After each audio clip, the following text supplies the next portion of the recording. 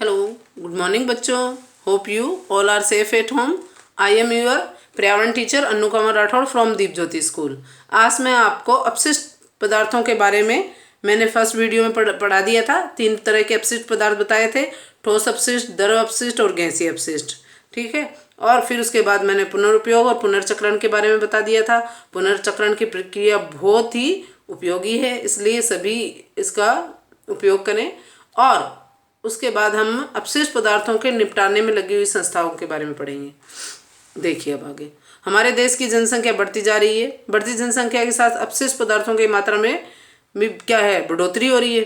ठीक है ना। जनसंख्या बढ़ेगी उतना ही वस्तुओं का उपयोग ज़्यादा करेगी, और वस्तुओं का उपयोग ज़्यादा करेगी तो क्या होगा, अपशिष्ट पदार्थों की मात्रा भी बढ़ जाएगी। आइए उन संस्थाओं का अध्ययन करें जिन्हें सरकार ने अपशिष्ट पदार्थों के निपटाने के लिए स्थापित किए हैं। ठीक है, तो हम उन संस्थाओं के बारे में पढ़ेंगे। अब कौन कौन सी संस्थाएं हैं जो हमारे स्वास्थ्य के बारे में सोच रही है। सबसे पहले है ग्राम पंचायत, जो गाँव में होती है। प्रत्येक गाँव में एक ग्राम पंचायत होती है। यह गांव की साफ सफाई अर्थात अपशिष्ट पदार्थों के निपटाने के लिए विभिन्न उपाय करती है। यह गांव में कूड़ा घर बनवाकर लोगों को अपशिष्ट पदार्थों के निपटाने के लिए सुझाव देती है, वह प्रोत्साहित करती है। दूसरी कौन सी है, नगर पालिका समिति। नगर पालिका समिति प्रत्येक मोहल्ले में एक सार्वजनिक कूड़ा घर बनाती है। नगर पालिका में काम करने वाले कर्मचारी प्रत्येक स्थान से अपशिष्ट पदार्थों को एकत्रित करके टैंकों में भरकर निपटारे के लिए अन्य स्थानों पर भेजते हैं। छोटे शहरों में अपशिष्ट पदार्थों के निपटारे का कार्य नगर पालिका समिति ही करती है। लोगों को अपशिष्टों के निपटारे में नगर पालिका समिति के कर्मचारियों का सहयोग करते हुए कूड़ा कचरा सार्वजनिक कूड़ा घर में ही फेंकना चाहिए, इधर उधर नहीं फेंकना चाहिए। पर लोग अभी भी जागरूक नहीं है तो वो इधर उधर फेंक देते हैं। ठीक है, तो ऐसा नहीं करना चाहिए।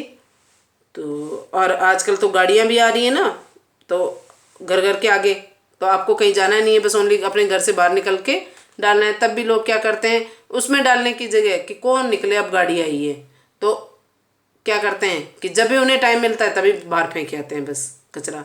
तो वो गंदी आदत है, ऐसा नहीं करें। फिर क्या है, नगर निगम।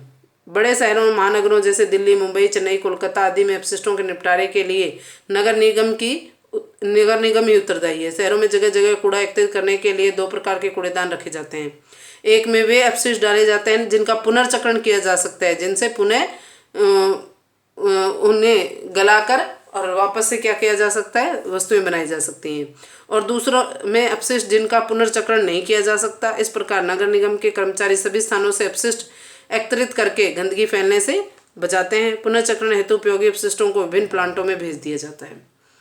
अब आपने जो भी चैप्टर पढ़ा है उसके बारे में अपन और दोहरा लेते हैं इसे। अपशिष्ट पदार्थों में गंदगी तथा दुर्गंध फैलती है। अपशिष्ट पदार्थों से गंदगी तथा दुर्गंध फैलती है। अपशिष्टों से खाद बनाना अपशिष्टों के निपटारे की सबसे उपयोगी विधि है। बड़े शहरों में अपशिष्टों के निपटारे के लिए नगर निगम उत्तरदायी है और छोटे शहरों में नगर पालिका समिति। पॉलीथीन की थैलियों व बोतलों को कूड़े के साथ नहीं फेंकना चाहिए, बल्कि पुनर्चक्रण हेतु कबाड़ी को दे देना चाहिए। जलीय पिंडों में अपशिष्टों के निपटारे से जल प्रदूषण होता है। जलीय पिंड, नदी, झीलें, तालाब, इनमें अपशिष्टों के पुनरुपयोग तथा पुनर्चक्रण से प्राकृतिक संसाधनों तथा ऊर्जा की बचत होती है। तथ्य पेटिका में बहुत ही अच्छी बात बताई गई है। प्रदूषण को रोककर हम पर्यावरण को शुद्ध रख सकते हैं। तो इस तरह से आपको जो ये चैप्टर बताया गया है इससे अपने जीवन में ढालना है और आपको हमेशा पर्यावरण प्रदूषित ना हो ऐसे ध्यान रखना है। अब हम पढ़ेंगे इसके क्वेश्चन आंसर देखेंगे। आपने चैप्टर तो पढ़ ही लिया, आप इसके क्वेश्चन आंसर देखेंगे। तो क्वेश्चन आंसर में फर्स्ट क्वेश्चन क्या है, सही विकल्प चुनिए। सही विकल्प चुनिए। Tick the right option. दुर्घटना होने पर सर्वप्रथम दी जाने वाली चिकित्सा कहलाती है बुरा, अच्छा, सामान्य।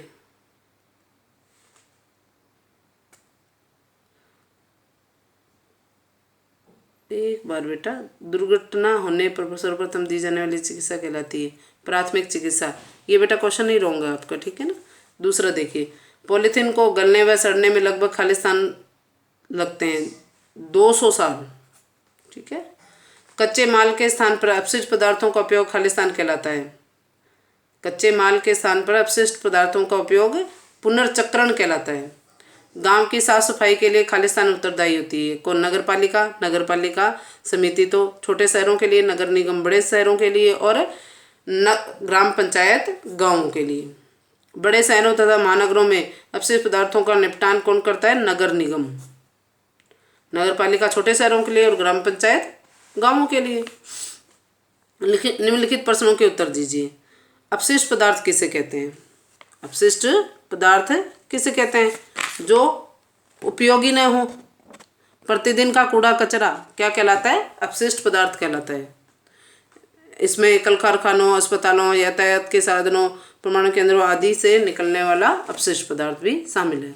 अपशिष्ट पदार्थ कितने प्रकार के होते हैं? अपशिष्ट प्रकार 3 प्रकार के होते हैं। ठोस अपशिष्ट, द्रव अपशिष्ट और गैसीय अपशिष्ट। पुनरुपयोग किसे कहते हैं? जिनका दोबारा से उपयोग किया जा सके। पुनरुपयोग आपने पढ़ा था ना, पुनरुपयोग। तो कपड़ा, लोहा, टूटा हुआ कांच आदि कुछ ऐसे अपशिष्ट पदार्थ जिनका प्रयोग हम wall hanging, table lamp, doormat, pen holding इत्यादि का उपयोग कर सकते हैं। इस प्रक्रिया को पुनरुपयोग कहते हैं। ठीक है। पुनः उपयोग करना। ठोस अपशिष्टों का निदान करने के लिए सर्वश्रेष्ठ विधि कौन सी है? लिखिए। ठोस पदार्थों का निदान करने की सर्वश्रेष्ठ कौन सी है? जैविक कूड़ा डाल सकते हैं, जो हम गड्ढा खोद कर और उनको दबा दें और उसके ऊपर नमी बनाए रखने के लिए क्या करेंगे आप? 2-3 दिन, सप्ताह में 2 बार उसमें उस पर पानी छिड़क देंगे तो वो ठोस क्या हो जाएगा? खाद में परिवर्तित हो जाएगा। गैसीय अपशिष्ट पदार्थों के स्रोत क्या है? गैसीय अपशिष्ट पदार्थों के स्रोत क्या क्या है? तो गैसीय अपशिष्ट पदार्थों के स्रोत इससे आने वाला, चिमनियों से निकलने वाला धुआं, कल कारखानों से निकलने वाला धुआं और वाहनों से निकलने वाला धुआं, ये सब क्या है? गैसीय अपशिष्ट पदार्थों के स्रोत है जिनसे गैसीय अपशिष्ट पदार्थ निकलते हैं। रिक्त स्थानों को भरिए। Fill in the blanks. अपशिष्ट पदार्थों को हम खालिस्तान कर सकते हैं। अपशिष्ट पदार्थों को हम पुनरुपयोग कर सकते हैं। अपशिष्ट से उत्पन्न प्रदूषण के कारण मिट्टी की उर्वरकता कम हो जाती है। पुनरुपयोग द्वारा हम प्राकृतिक संसाधनों व ऊर्जा की बचत कर सकते हैं। कूड़ा कचरा सार्वजनिक खालिस्तान में ही फेंकना चाहिए, कूड़ा घर में ही फेंकना चाहिए।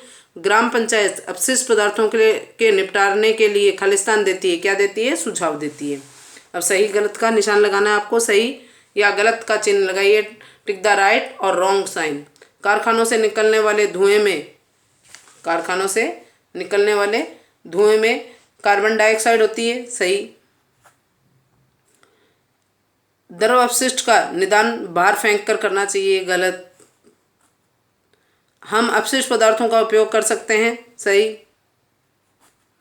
अपशिष्टों को विभिन्न प्लांटों में भेज दिया जाता है। सही है। तो इस तरह से ये जो चैप्टर है वो कंप्लीट हो गया है। तो आप सभी बच्चे इसमें क्रियात्मक कार्य भी दिया हुआ है कि पॉलीथीन को जलाने से जहरीली गैस निकलती है, अतः प्लास्टिक की थैलियों की जगह कपड़े की थैलों का प्रयोग करें तथा लोगों को इससे होने वाली हानियों के बारे में बताएं ताकि वे इनका उपयोग न कर सकें। सबसे पहले अगर आप अपने घर में किसी को भी प्लास्टिक की थैली का उपयोग न करने देंगे, जब भी कोई मार्केट जाए, मम्मी जाए, दादाजी वगैरह कोई जाए, तो आपको क्या करना है? उनको कपड़े से बने हुए थैला पकड़ाना है ताकि वो जब भी कोई सामान लाए तो उसी में लाएं। जब आप अपने घर में नियमित रूप से इसका उपयोग करने लग जाएंगे तो क्या होगा? अड़ोस पड़ोस में को भी बता पाओगे कि हम तो कभी भी थैली नहीं लाते हैं, हम तो ऐसे अपने घर से थैला लेकर जाते हैं और उसी में चीज़ें लाते हैं।